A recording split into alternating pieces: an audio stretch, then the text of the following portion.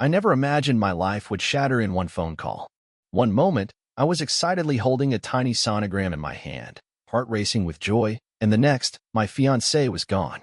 Not dead. Not missing. Just gone. No warning, no explanation, just a cold text. I can't do this. Pregnant, alone, and barely making ends meet. I felt like my life had been reduced to 2 pink lines and a crumpled future.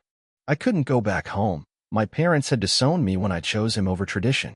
So, I ran. Not away from the child growing inside me, never that. But from the shame. From the eyes that judged. From the life that had betrayed me. I found myself in a tiny, one-room apartment above a bakery in a town I hadn't even heard of 2 weeks prior. The mattress was thin. The walls were cold. But it was mine. And it was safe. I spent my days waddling through exhaustion, applying for every job I could, despite the bump that made every interviewer's smile falter into polite rejection. Eventually, the bakery owner took pity on me and offered leftover pastries at the end of each day. It wasn't a job, but it was kindness. One morning, while I sat on a bench outside, nibbling on a croissant and trying to convince my swollen feet they still worked, a little boy wandered up to me with the widest blue eyes I'd ever seen. He held out a dandelion and said, "You look like you need a wish." That boy changed my life. His name was Henry. For years old, gap-toothed, and fearless. Moments later, his father appeared, tall, quiet, with tired eyes and a soft thank you as he took Henry's hand. I would learn that his name was Thomas. A widower.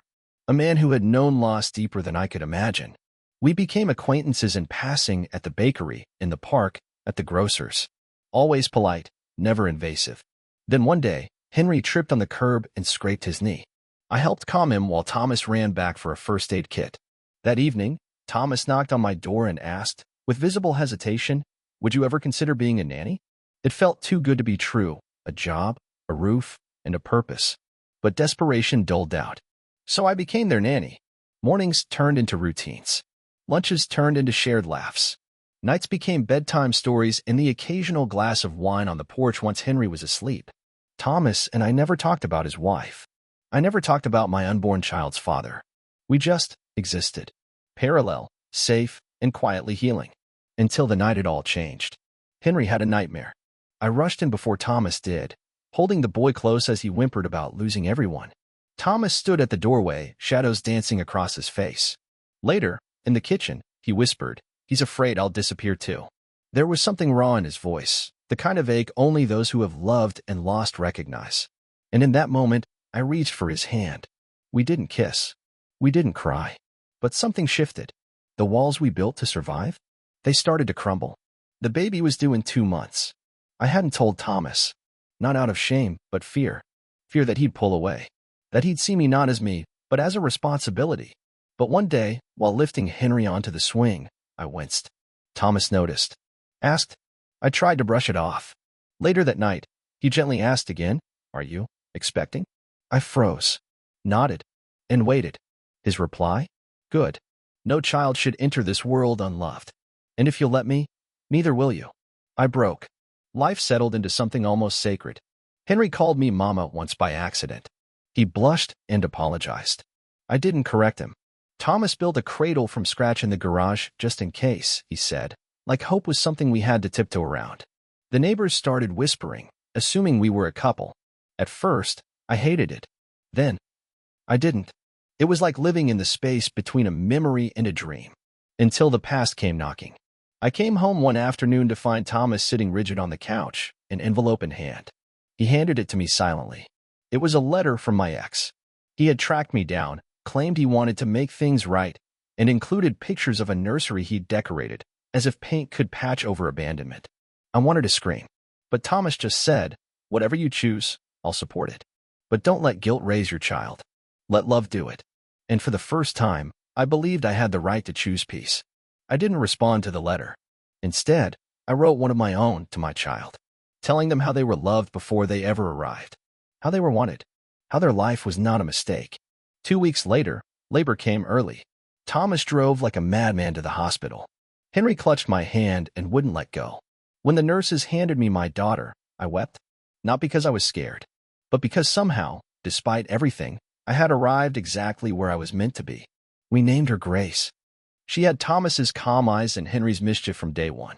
The house overflowed with baby cries, toddler laughter, and the quiet hum of a life rebuilt.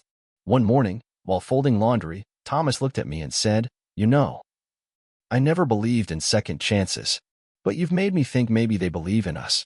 A month later, he proposed. There was no ring, just a paper crane Henry had folded and a promise. To love what's broken, to protect what's healed. And I said yes. The wedding was small, just us, Henry, Grace, and the wind that carried her laughter through the trees. I wore a dress Thomas's late wife once wore.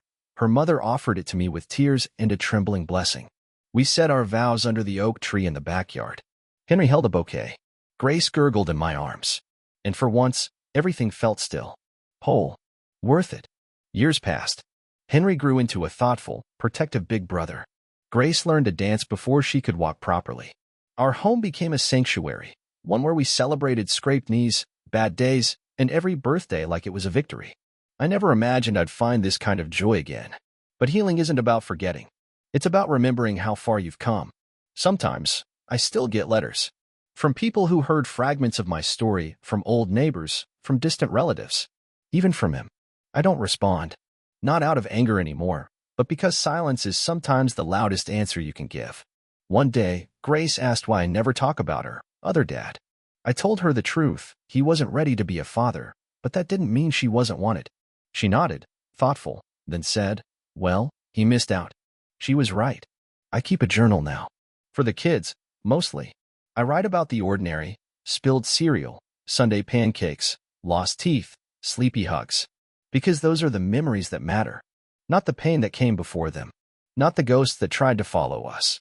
Just this, a life we built, imperfect and beautiful.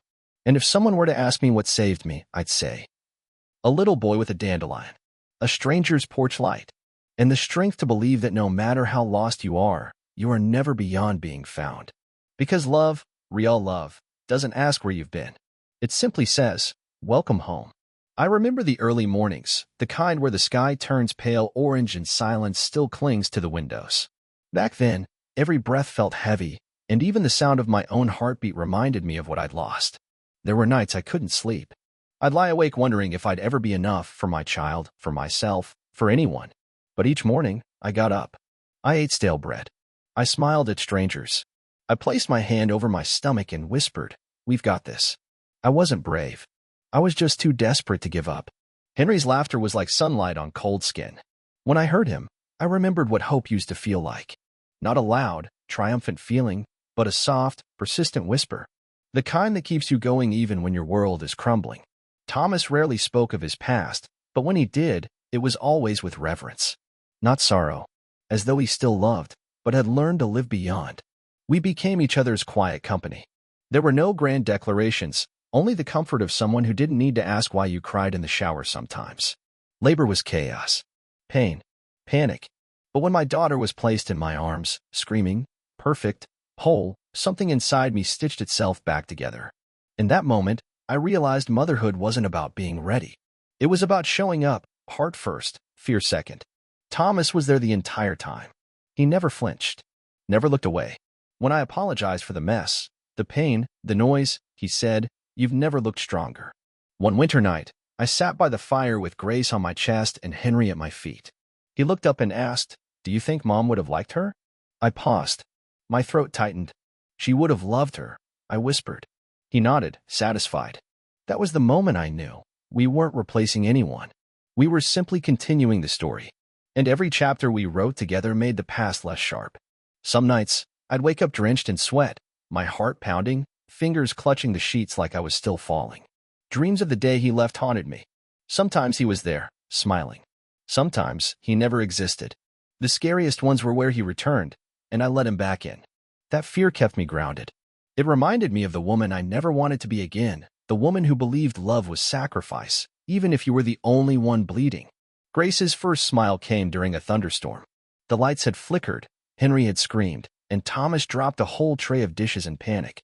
Amid the chaos, she giggled, the tiniest, purest sound. I stood frozen, soaked in flour and formula, and I laughed until I cried. That night, we danced in the living room to an old record player, holding our babies close as rain slammed the windows. Joy, I realized, doesn't always arrive quietly. Sometimes it roars. I started baking again. Not for money, for comfort. The scent of cinnamon in the kitchen, the warmth of the oven, the rhythm of kneading dough, it gave my restless hands purpose. Henry insisted we open a cookie shop. Grace, of course, tried to eat the batter raw every chance she got. Thomas called me the queen of chaos and kissed flour off my cheek with a grin that made my knees weak. Somewhere between burnt scones and undercooked pies, I remembered how to smile for no reason at all. A letter came in the spring, this time from my parents. They'd heard about the baby through some distant cousin and wanted to reconnect. I read the letter 5 times before burning it in the sink. I wasn't angry. I just knew my piece was too hard-earned to gamble for the sake of biology. Family, I'd learned, isn't blood. It's the people who show up when the sky is falling and stay until the sun returns. The seasons began to change, and so did we. Autumn brought more than falling leaves. It brought deeper conversations on the porch, late-night talks about regrets, and shared stories we had kept buried under years of pain. Thomas told me about the night his wife died, about the silence that followed, about the guilt of feeling relief when the crying stopped. I told him about the ultrasound I attended alone, about the strangers who treated me like I was broken glass, about the way I clung to hope because it was all I had left. We weren't trying to fix each other. We just wanted to be heard. One evening, Henry asked me if babies remember being in their mother's belly. I smiled and said, no, but mothers remember every second. I remember her first kick. I was eating soup in that one-room apartment, crying quietly because my bank account was empty. Then I felt it, the flutter. That little reminder that I wasn't alone. I pressed my hand to my stomach and whispered, thank you for choosing me. It was the first time I felt chosen in years. Grace's first birthday was small. A balloon, a lopsided cake, a paper crown Henry made with glitter and glue. But it was perfect. She smeared frosting across her cheeks and giggled so hard she fell over. Thomas toasted with lemonade and said, to the girl who made this house a home. I looked around the room, at Henry's crayon drawings on the fridge, at the stack of worn baby books, at the man who once barely spoke now laughing freely. And I knew, this wasn't the life I planned. It was better. We started taking weekend trips, cheap ones. Camping near lakes, picking apples in the countryside, hiking short trails where Henry could pretend he was an explorer. One night, as we huddled beneath a blanket of stars, Henry asked what I wanted to be when I grew up. I laughed. I think I'm still figuring that out. But later, as Grace slept in my arms and Thomas gently kissed my shoulder, I whispered to myself, I want to be this version of me, right here, right now, because this time, I wasn't surviving. I was living. When Grace was 2, she caught her first cold. It was just a runny nose and a small fever, but I panicked. I stayed up all night holding her, rocking gently, counting her breaths. Thomas found me in the morning, eyes swollen, voice raw. He didn't lecture me. He wrapped his arms around us both and said, you don't have to carry it alone anymore. And that's when I let go. Not of Grace, but of the fear that had haunted me since the day I was abandoned. One afternoon, I found a box in the attic. Inside were photos of Thomas and his late wife, birthday cards from Henry when he was small, a pair of ballet shoes that didn't fit Grace yet. I sat down on the dusty floor and cried. Not out of jealousy, but gratitude. Grief and joy, I realized, aren't opposites. They dance together, like shadows and light. One doesn't erase the other. They make space for each other. And us. On Grace's 3rd birthday, Thomas surprised me. A small ring, simple, silver, engraved with 3 names. Mine. Henry's. Grace's. No speech. No big proposal. Just a soft, I already feel married to you. This is just the ribbon on top. I said yes without thinking. Not because I needed the promise, but because he'd already kept it 1,000 times before. Years later, Henry stood at our kitchen table with his acceptance letter to college. He was shaking. I don't want to leave Grace. I don't want to leave you. I pulled him into a hug and whispered, you're not leaving. You're becoming. And when he left that fall, I watched him disappear into the airport crowd with tears in my eyes, but pride swelling in my chest like sunlight. That was my boy. Our boy. Grace grew into a storm of a girl, all fire, questions, and wild curls. She once asked me if it was true I had nothing when she was born. I smiled. Nothing but you. She grinned and replied, then you had everything. And she was right. Because everything I needed, everything that saved me, came disguised as brokenness and arrived with tiny hands. Now, when people ask how I made it through, how I went from abandoned to whole, I say this. I didn't heal all at once. I healed slowly. With burnt cookies and quiet mornings.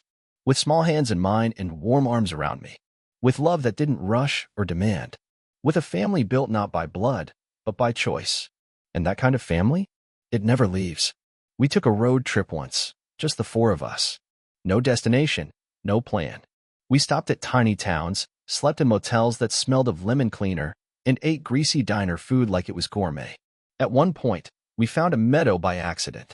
Henry ran through the tall grass chasing butterflies, Grace picked every dandelion in sight, and Thomas laid down beside me, staring at the sky. "I never thought I'd be happy again," he whispered. I didn't reply. I just held his hand, because sometimes love doesn't need words. It just needs presence. I started volunteering at a shelter for single mothers. The first time I walked through those doors, I saw myself, scared girls with wide eyes and trembling voices. Women carrying everything they owned in 2 garbage bags and hope tucked somewhere deep inside. I didn't go there to fix them. I went to remind them that they weren't alone. That survival wasn't shameful.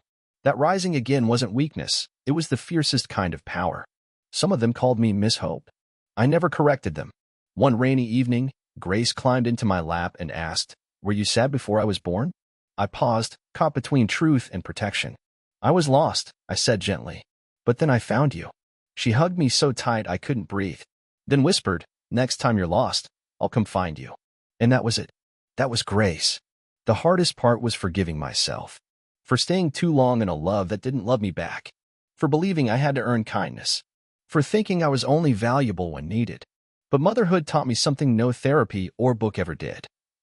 That showing up for someone else every day forces you to confront who you are and who you want to become. I chose to become someone my kids could trust with their tears, their dreams, and their wildest fears.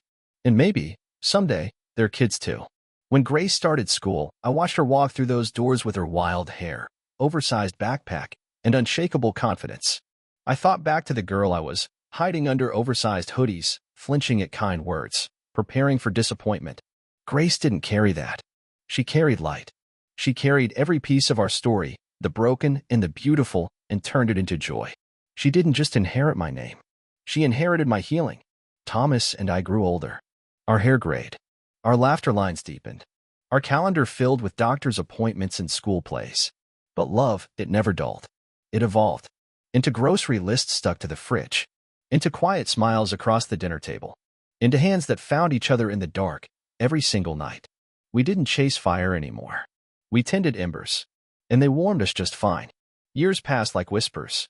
Quiet, almost unnoticed, but persistent. One day, I woke to find myself older than I remembered. Grace was tall now, her voice steady, her opinions sharp. Henry had his own apartment and called every Sunday without fail. Thomas's beard was mostly gray, and my hands had deepened their lines. But the house was still filled with life, with plants on the windowsill, the smell of fresh bread, and photos of laughter pinned to the fridge. Time hadn't taken anything from us. It had only reshaped what we already had. One evening, I found an old notebook, one I used to write in when I was pregnant and alone. My handwriting was shaky, the pages tear-stained. But every entry ended the same way. "One day, she'll understand." I left the notebook on Grace's bed without a word. That night, she came downstairs with red eyes and hugged me like the little girl she used to be. "I do understand, Mom," she whispered. "And I'm proud of you." It was the closure I didn't know I still needed. We started a tradition, Sunday dinners, every week, no exceptions. Grace brought her friends. Henry brought stories from his job. Sometimes it was chaotic, sometimes quiet. But always, it felt like home. One Sunday, I watched Thomas hold Grace's newborn daughter in his arms. And I felt it, a full circle. Once abandoned, once lost, and now? Surrounded by love I could never have imagined. This wasn't just my story anymore. It was hers, and his, and theirs. If you had told me, all those years ago, that the broken pieces of my life would become the foundation of something so whole, I wouldn't have believed you. But here I am, mother, wife, grandmother, friend. A woman who rose from ashes not in defiance, but in quiet resilience. And if you're reading this, wondering if it ever gets better, it does. Not suddenly, not all at once, but piece by piece, day by day, memory by memory, until one day you realize you didn't just survive, you lived.